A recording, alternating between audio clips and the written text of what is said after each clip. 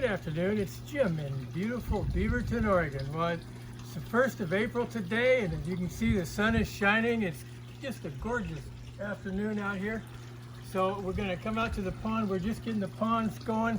We're getting ready to put some big bluegill in here next week, so I'm getting it planted out. So here's what I want to talk about today. If you have a watering trough type pond, and you want to put marginal plants in, the kind of plants that grow with the plant above water and the roots below water, which is a lot of water plants, it's hard to do because the sides are straight. So I devised a method by where you can do it. I don't want to say I invented it, but I haven't seen anybody else use it. So if you use it before me, give me a line, tell me about it, send me a picture. So anyhow, this is it. This is my hanging basket system. These plants here are Louisiana water iris. They're an actual water iris, black something gamecock iris. They like to grow with their roots just right around the water line. They're going to be real pretty when they grow. They're already starting to grow. This plant here is a water mint, and it grows very rapidly too. Something I didn't have a clue about, which sounded so off the wall, I had to look it up twice to make sure it was true. If you take spearmint and you cross it with water mint, you get peppermint. That's how they get it. That's the way they get it. I couldn't believe that. So anyhow, a little known fact. What I'm going to do now is show you how to do this. So if we step over to the other side here, this is a rack that's designed to fit over the rail of a corral or a stall to hold a watering bucket above water, or a feed bucket for animals. You can get them at Tractor Supply, places like that. This particular one, I altered a little bit. I got two Y-shaped or U-shaped brackets, kind of just normal supports, and bolted one to the other under that. What you're trying to do is bring this out about 2 inches, or not 2 inches, but somewhere in that neighborhood, so that when it hangs on the wall here, it hangs straight. You could use a piece of 2x2 zip tied around there or something like that. This, by the way, we were going to tell you, is a zip tie. For those who don't know what zip ties are, what I was just speaking of, you could use.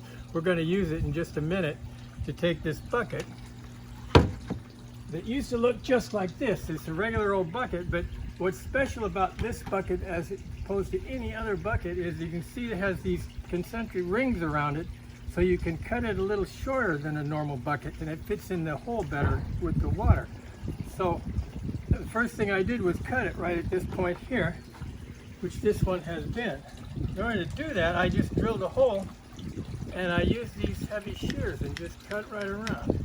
There are a lot of other ways you could do it. Any sort of a saw would do it, or something like this. So we shortened it, and then we filled it with holes like this, just zip, zip, zip, zip, and around the bottom, like so. Now we got a couple of zip ties here. We're going to set this in place. We're just going to... The reason we do this is if you don't, the bucket will flop around in the hanger.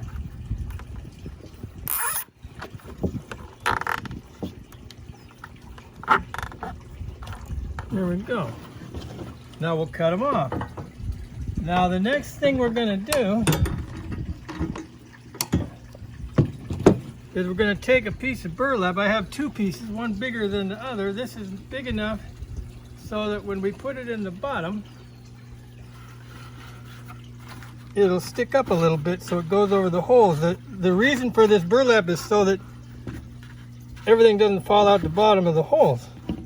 Now what we're going to do, we're going to take a bucket of expanded clay, same stuff we use in everywhere here in the aquaponics system, and we're going to fill in expanded clay. I'm going to pour it a little bit. Stand back, it's going to get a little bit dusty.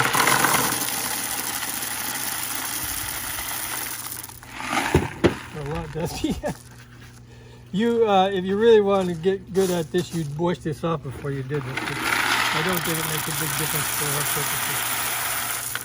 So we're like about 3 inches deep in there, give or take. So now we're going to take another smaller burlap. This is the part I always forget, so you forgive yourself if you forget it. Put it over the top of the expanded clay so that the dirt doesn't go through the expanded clay. And now we're going to take dirt. This is just standard loam. You don't want to use potting soil. It'll have way too much nutrition in it, and it'll also wash into your ground here. So you want relatively low nutrition in your dirt. When we get a little further, I'll dump this. I hope there aren't too many silent parts in this. I get concentrating on this. Just about. I just like to get enough dirt in here so I don't mess up the burlap. Now we're going to dump quite a bit of dirt in.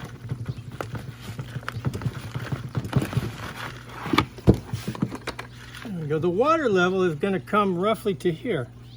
So just keep that in mind when you plant stuff. We're going to go just above the water level with these plants, right about in here, and then we're going to plant them.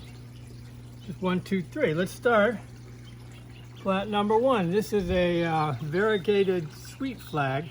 Sweet flag comes in big ones, little ones, variegated ones, green ones, yellow ones, and it's it will grow anywhere. If you put this in your pond, it will grow all the way around and into and over your pond, so be very careful with it.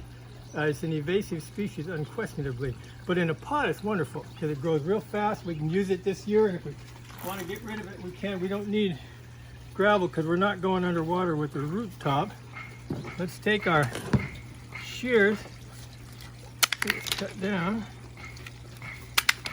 to where we can pull it out, just like so. We're going to do the same thing.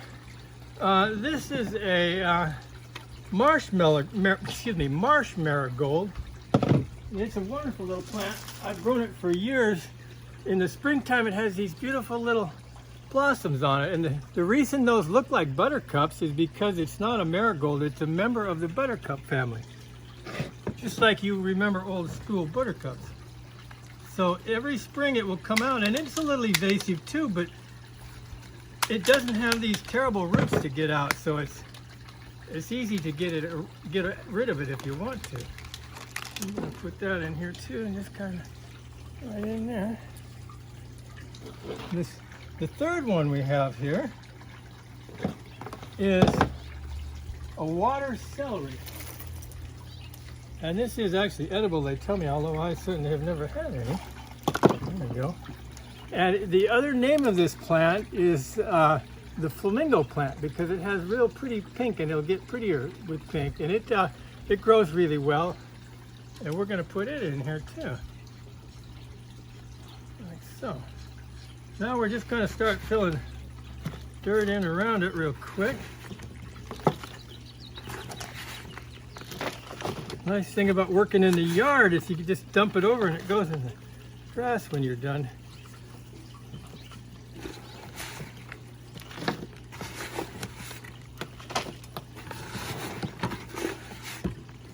We're almost done with this. A little more from here.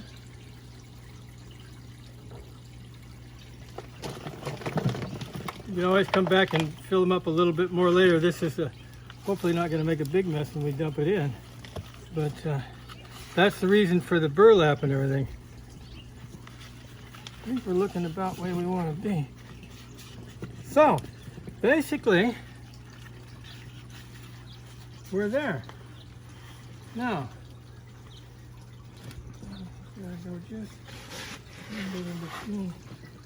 we're going to stick this in the hole, and that's going to be all she wants.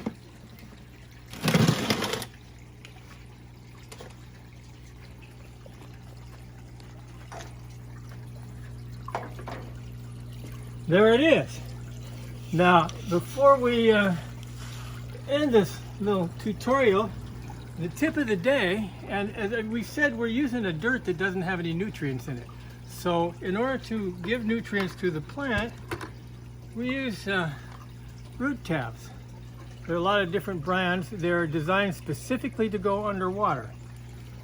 And it's important that you get that. Don't get some other kind of root tab, because if you do, it will dissolve and it won't be good. But these dissolve slowly, and they're designed not to mess with the pond. So just stick them in there, down deep in there, right there. Another one there. This also goes for water lilies and for every other water plant you might have. So there we have it. This is water's going to come up and get this all wet real quick here, and then I'll put some more in later. But that was the tip of the day, and that's it for today. We'll see you later.